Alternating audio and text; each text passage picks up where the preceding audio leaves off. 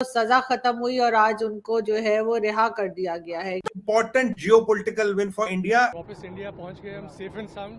Honourable prime minister Shri Modi को उनके personal intervention से ये पॉसिबल हुआ।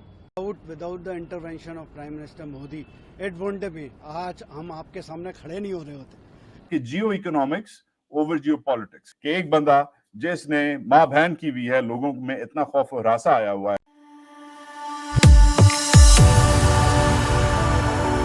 जय हिंद दोस्तों, मेरे चैनल मोदी देश में आपका स्वागत है। दोस्तों, इस वीडियो को लाइक शेयर और मेरे चैनल को सब्सक्राइब करना मत भूलिएगा। तो दोस्तों, आज एक बहुत ही अच्छी खबर आई है। कतर में जो कतर ने 8 भारतीय नेवी ऑफिसर्स को सजा दी थी इस सेल के लिए जासूसी करने के लिए।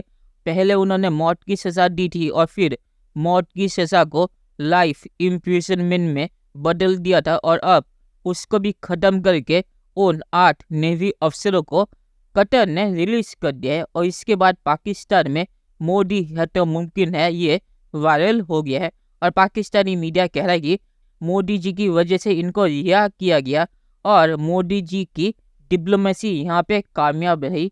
और पाकिस्तानी मीडिया ये भी कह रहा है कि मोदी जी की जो ताकत है मिडिल ईस्ट में वो अब साबित हो गई है। कतर ने जो इन 8 नेवी ऑफिसर्स को रिलीज किया है इसके बाद। तो दोस्तों, ये वीडियो बहुत ही मजेदार है, तो इसे आप पूरा जरूर देखिएगा। तो चलिए और इंतजार न करके वीडियो देखते हैं। Important geopolitical win for India. All of us, wherever you are, whatever is your passport today, it doesn't matter. It's a very, very important win for us.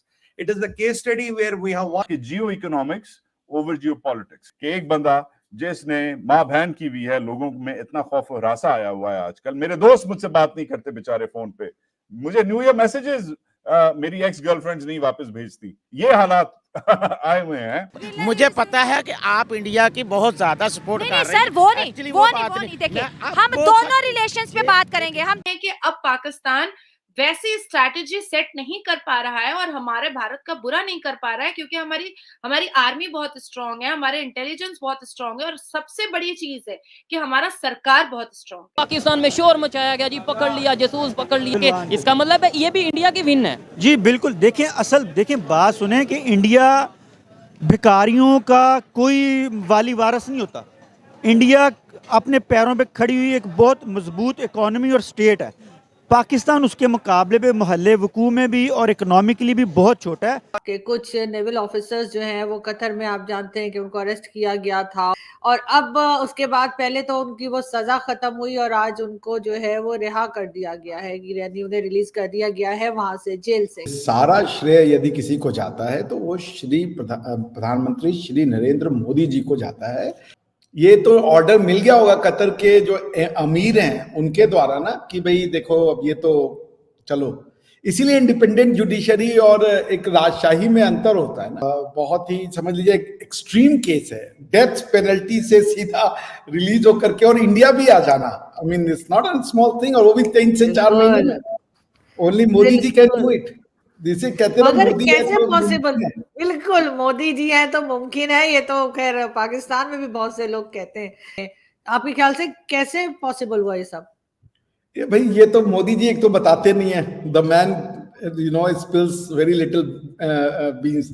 उनका गुडविल बोलता है। और देखिए ये भी दिखाता है आरजू जी कि भारत के नेतृत्व में दुनिया तैयार है चलने को। इंडियन लीडरशिप को पाकिस्तानी बोलता है ये भारतीय हेजेमनी है, मनमानी है, और इंडियन लीडरशिप को अरबी बोलता है कि ये इंडियन लीडरशिप है या ये इंडियन डिसीजन मेकिंग है जिसमें हम साथ में चलना चाहते हैं। So this is what it is. Indian leadership के लिए वेस्ट एशिया और या एशियन रीजन तैयार है। जो 8 नेवल वेटरन्स थे इंडियन नेवी के, उनको कतर की अथॉरिटीज ने रिलीज कर दिया है। ठीक है, सो इट्स वेरी क्लियर। ठीक है, but remember, for the government, for the prime minister, अपने लोगों को बचाना जो है ना, that is the most important thing. और ये इस चीज़ ने प्राइम मिनिस्टर मोदी के ऊपर एट होम जो है वो उसका कॉन्फिडेंस जो है वो बढ़ा दी है। दैट दिस, वो जिसे वो कहते हैं ना, मोदी है तो मुमकिन है, दे यूज़ दिस वर्ड। देखिए, इंडिया की बहुत बड़ी फौज है, ठीक है, उनकी एयरफोर्स, उनकी नेवी के लोग बहुत बड़ी तादाद में हैं। इंडिया के अंदर कतर की इन्वेस्टमेंट्स भी हैं। देखिए, the countries are so logical, they are so rational. एक तरफ उन्होंने स्पाइस पकड़े हैं, दूसरी तरफ दे आर लुकिंग कि भाई 2023 अगस्त के अंदर कतर इन्वेस्टमेंट अथॉरिटी जो है they were spending approximately $1 billion into Reliance Retail Ventures. ठीक है जी। और ये जो है, और वो कहा जाता है कि कुछ 2.5% जो स्टेक्स हैं वो अदानी ग्रीन एनर्जी में है, $550 मिलियन के करीब इन्होंने लगाए। आई विश के पाकिस्तान भी ये इन चीज़ों का फ़ायदा उठा सके। योगा इटसेल्फ, योगा को भी इंडिया जो है वो बड़ा मार्केट करता है। ठीक है जी।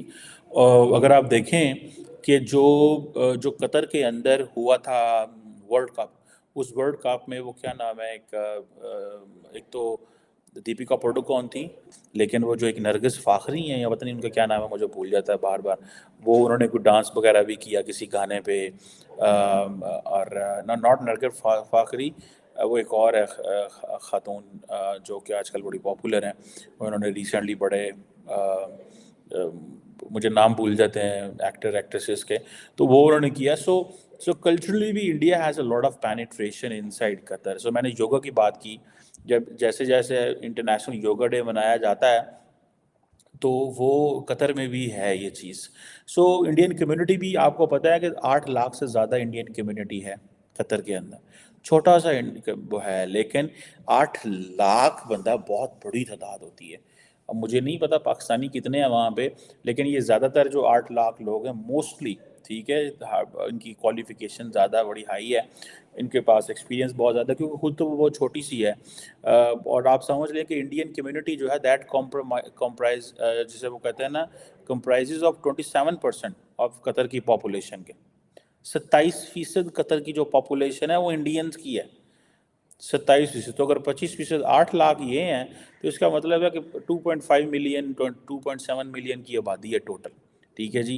और इसमें मुझे ये भी पता चला है कि तकरीबन 45,000 इंडियन स्टूडेंट्स भी वहाँ पे स्कूलों में पढ़ रहे हैं। सो ये बड़े पैमाने पे एक बड़ा इम्पोर्टेंट बायलैटरल ताल्लुक था। चलिए दोस्तों, इस वीडियो में बात करते हैं। तो इन 8 नेवी अफसरों के रिलीज में पूरे भारतीय सरकार जिम्मेदार है और इसका श्रेय पूरे भारतीय सरकार को जाना चाहिए। पर इसकी टाइमिंग बहुत ही अच्छी है क्योंकि इलेक्शन आने वाला है, तो मोदी जी को इसका सारा श्रेय जाएगा। और मोदी जी ने भी बहुत ही ज़्यादा काम किया था।